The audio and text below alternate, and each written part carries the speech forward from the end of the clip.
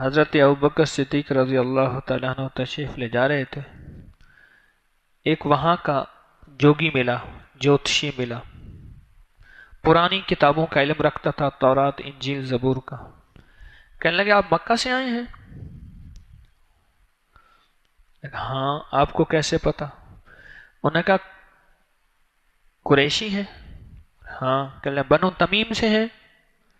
ہاں. کہنے لگا یہ نشانیاں تو پوری ہو گئی، آپ ذرا پیٹ سے کپڑا اٹھائیں، میں نے ایک اور نشانی دیکھنی. کہہ رہے میں تو نہیں اٹھاتا. کہہ رہے وہ ایک نشانی ہے کہ آپ کی ناف کے اوپر ایک تل ہے، اگر وہ ہے تو چوتھی نشانی بھی پوری ہو گئی.